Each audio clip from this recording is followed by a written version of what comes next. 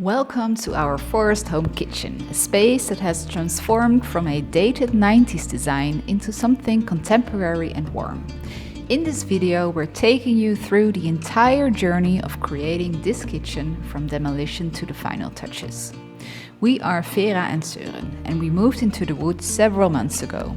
We are completely renovating our house from the 80s all by ourselves. We are no professionals and are learning as we go. So, grab a cup of coffee, settle in, and let's dive into the story of how we made this dream kitchen a reality.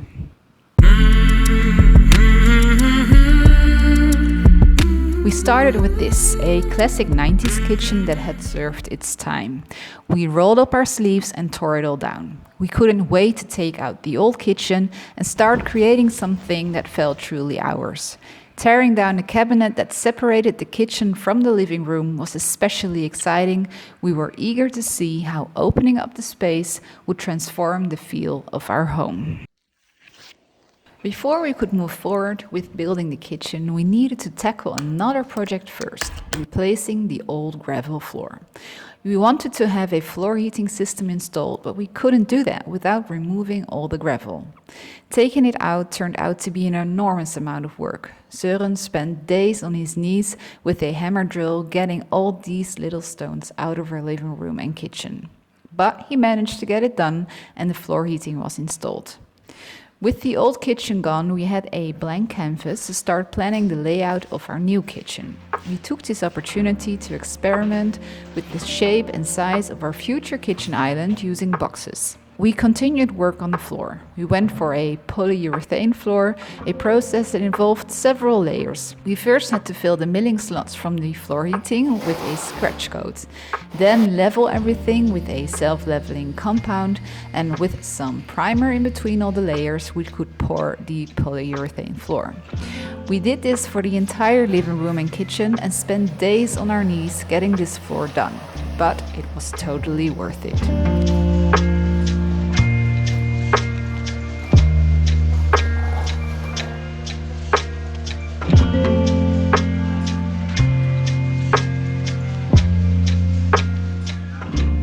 Because the walls were all banged up during the demolition process, we needed to plaster them.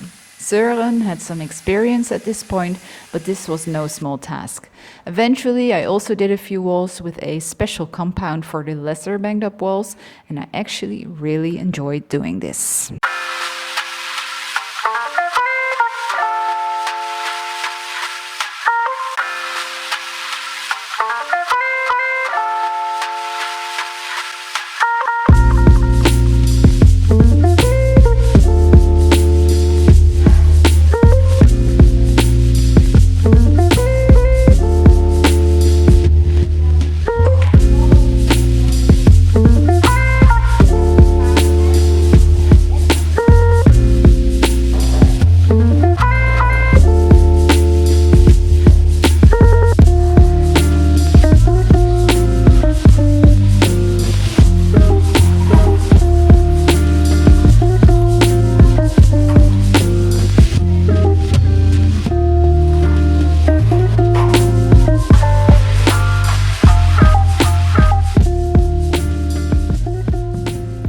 By now, we already had a clear vision for what we wanted, and with a blank slate, we were ready to dive into the final stages of planning.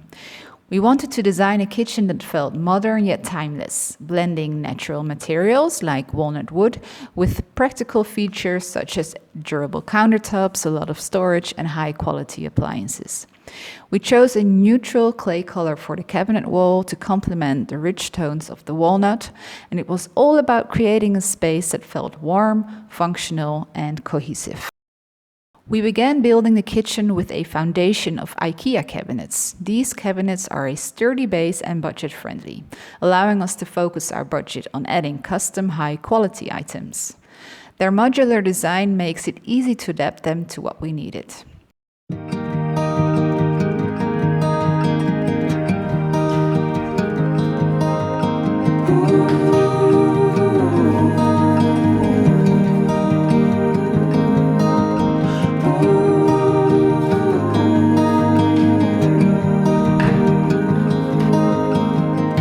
With your head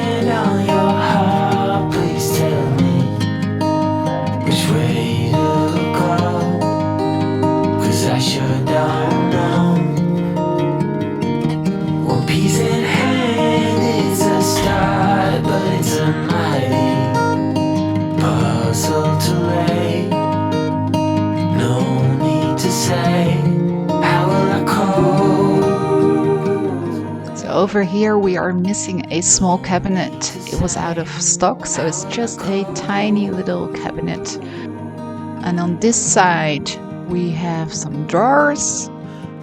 And then here we're going to have a seating area, which is going to be below the countertop.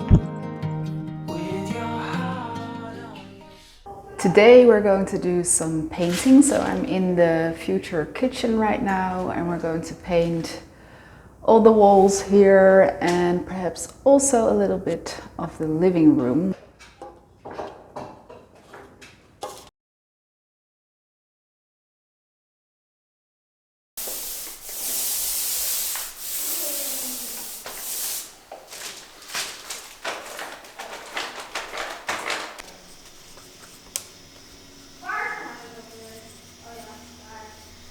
This color added warmth and character to the space, creating the perfect backdrop for the walnut fronts and other design elements.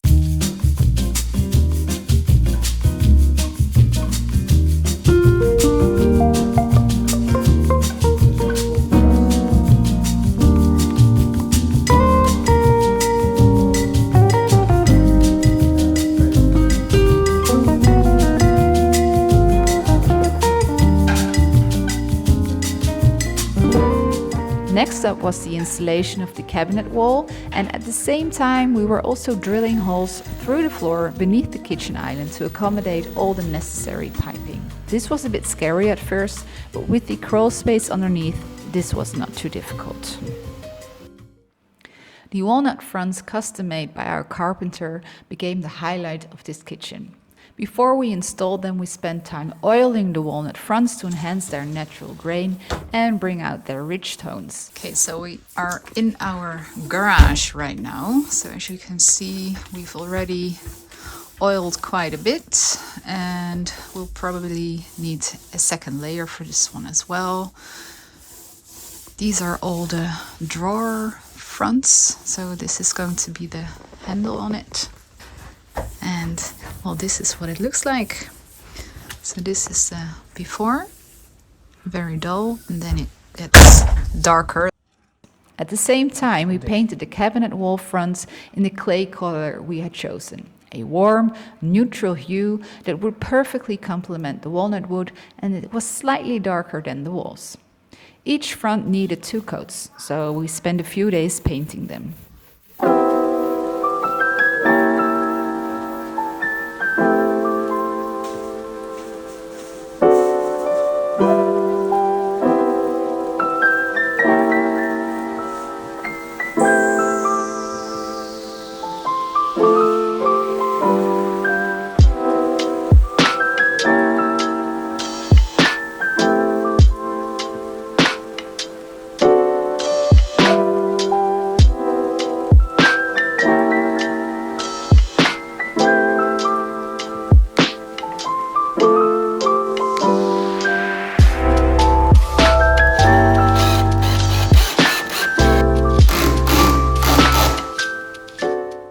Now that we had finished painting and oiling all the panels, it was time to install them. We had envisioned a unique grid pattern for these fronts, with vertical walnut panels separating each cabinet and the drawer handles creating horizontal lines.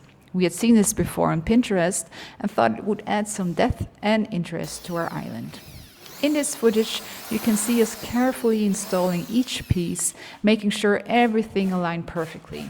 This was a bit more difficult than we anticipated, with the floor not being on the same height everywhere. It's also quite a challenge to get the island in the exact right spot. Eventually, it is positioned a bit more to the left than we wanted, but in the end, it is hardly noticeable.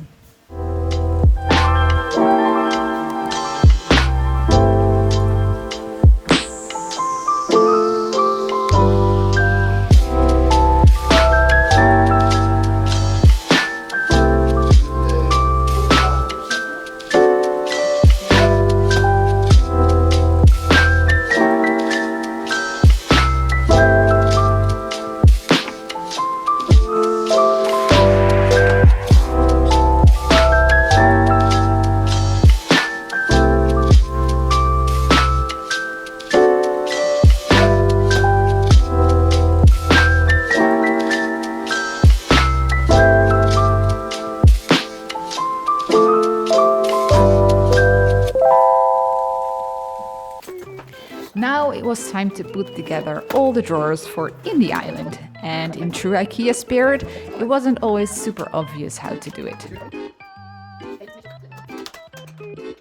It soon became a bit of a competition between us two. But then I decided to just take the time and read the instructions, and that clearly paid off.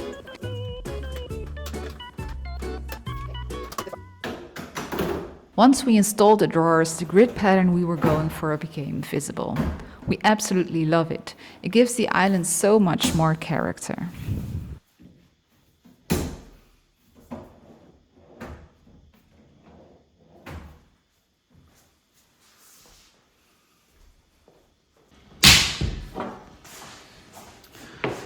So these are the doors for in the wall here, in the cabinet wall. And now we're putting in the hinges from IKEA, and then we can put it in there.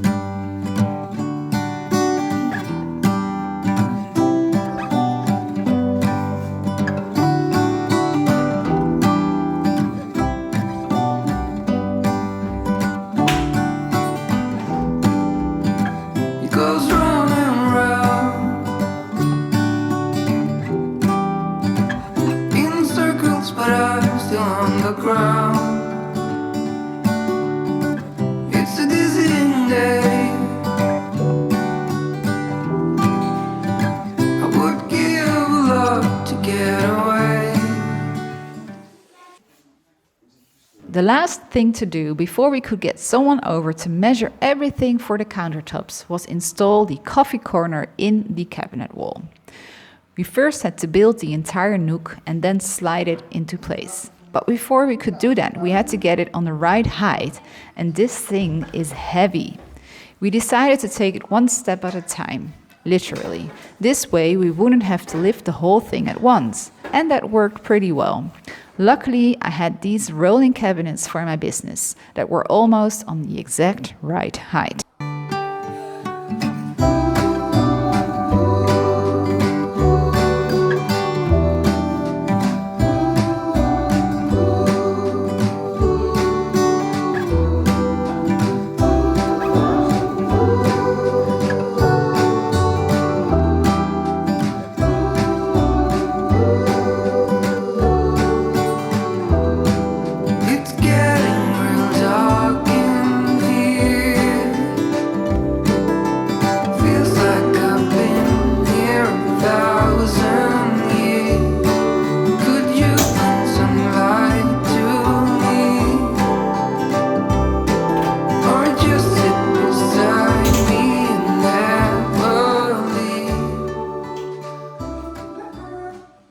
We got our handles delivered, the one I had made to size. So these are massive walnut wood, and I think they're really gorgeous. So I've got two long ones. They are going to go on the long doors here, like that, and then a few short ones as well.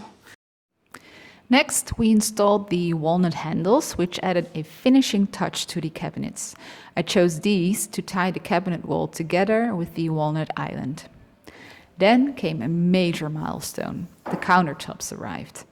We went for a ceramic countertop. We had one in our last kitchen, and we were really happy with it. It's very durable, and we don't have to worry about scratches and stains.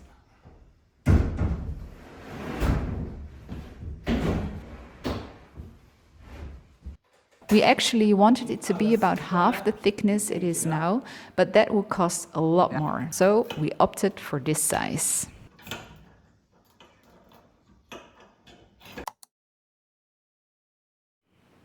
With the countertops in place, it was time to install the appliances in the kitchen island. We added a copper faucet with an instant boiling and sparkling water functionality, which is ridiculously luxurious, as Søren would put it. But we love it very much and use it every single day. Installing all of this in this small space was a bit of a challenge.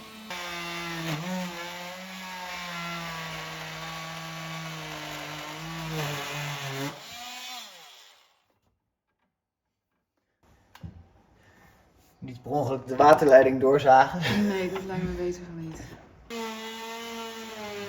But we managed to do it.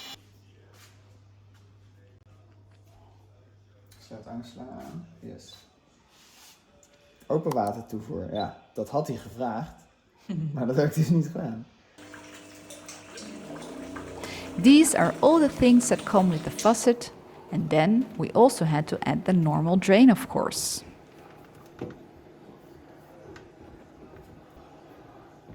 Is dat een ringetje erin? Nee. So what do we see here? Ja. Spaghetti. A lot is happening in our cabinet.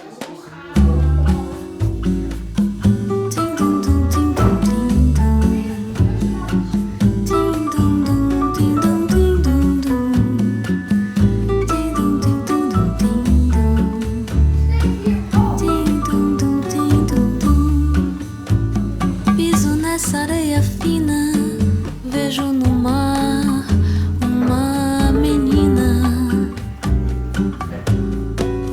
Doce Bahia.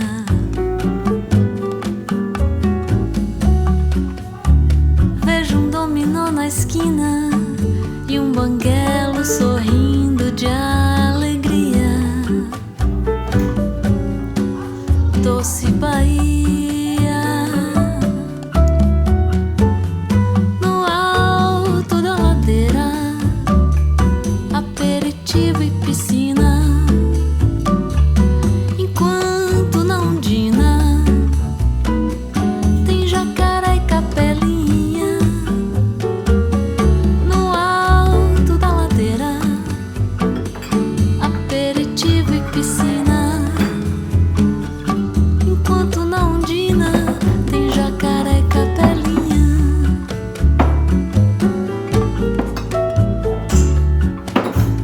Sinto do abaeté o cheiro do acarajé da cirá.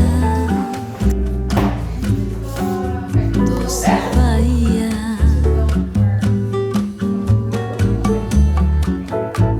O pivete é o meu filho. Dá troco e fecha o vidro. Doce Bahia. No alto da ladeira, aperitivo e piscina. Enquanto na ondina tem jacaré e capilinha. No alto da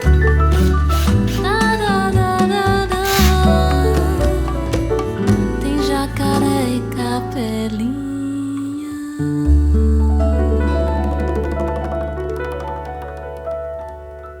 So one of the hardest things for me to decide was which tiles to put in the coffee corner behind here on the panel. I could not for the life of me think of which color to put in here.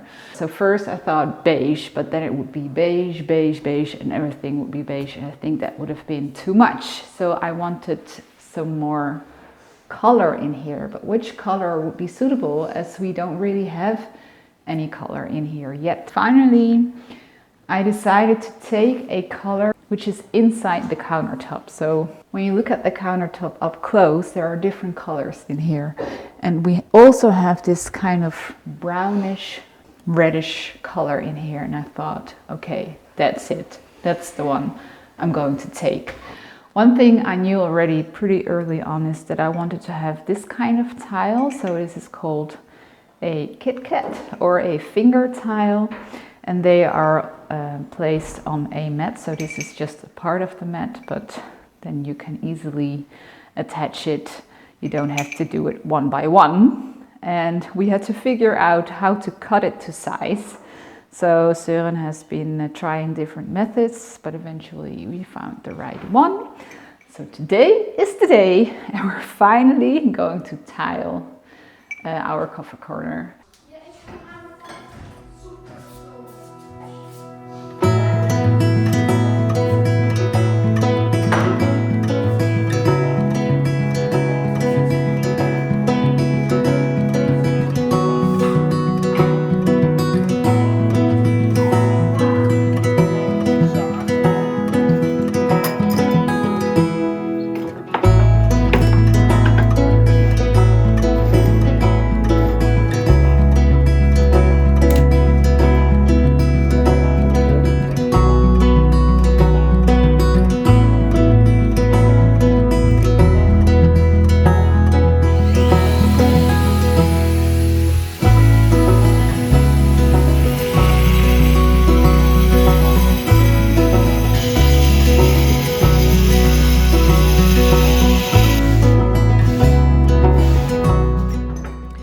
We decided to lay out all the tiles to make sure there were no mistakes in measurements and it would make it easier while tiling. We've thought about placing the tiles horizontally, but since we have quite low ceilings, vertical was the way to go, as this optically makes the space feel higher. All the measurements turned out to be correct, so we were ready to go. Here you can see a single tile up close. As you can see, it has a small curve in it, which plays with the light reflecting off of it.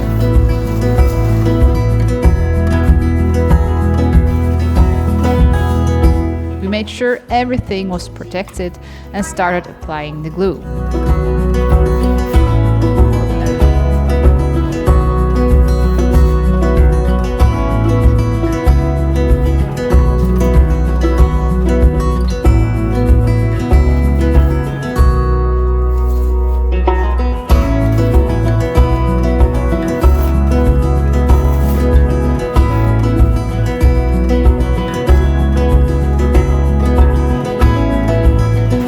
Then I chose the wrong camera angle and I started to stress out a bit. I feel like we didn't really prepare for what was coming and we had too much confidence in the mats doing the job of keeping the right distance between each individual tile. However, after adding a few of the cross distance holder thingies, it turned out to be okay.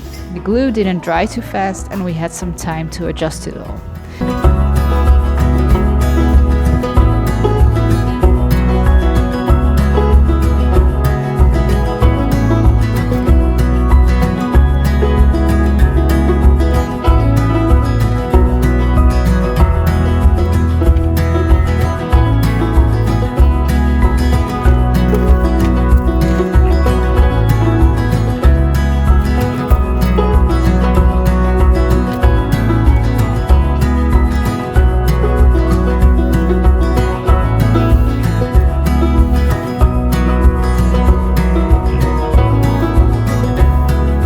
In hindsight, we did put too much glue on the wall, so we changed that for the next 2 sessions and that made it much easier.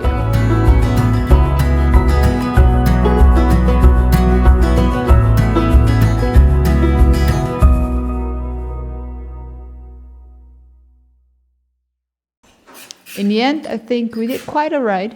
It's looking pretty good.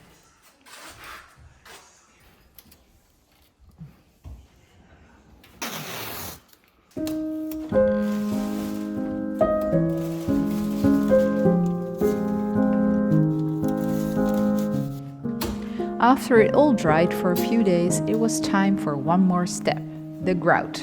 We thought about different color options, but went for beige in the end. We did do a little test run on leftover tile with a cream color, but that was just too white. This color almost matches the color of the cabinets and makes the Kit Kat pattern visible as we wanted.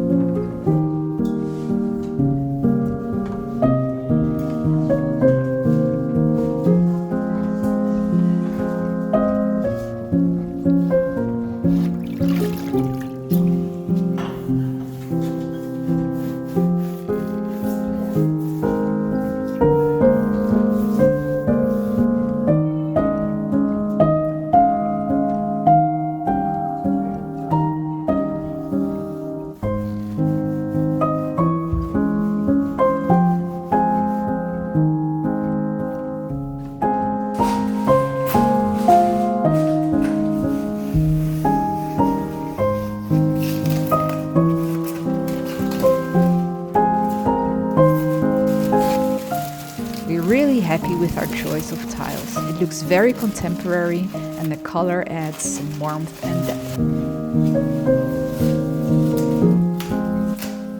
As the to-do list never ends, we still have some minor things to do. like paint the door to the pantry and put on a new handle, and perhaps collect and add some art to the empty wall. But that's for later. In the next video, I'll be sharing a full breakdown of the costs for this kitchen, so you can see exactly what went into creating it. I'll also go over some lessons we've learned and would have done differently in hindsight. So, if you're curious about the budget or planning your own renovation, you won't want to miss it. Be sure to subscribe and hit the bell notification so you're the first to know when it goes live. We're renovating our entire house, so there's more where this came from.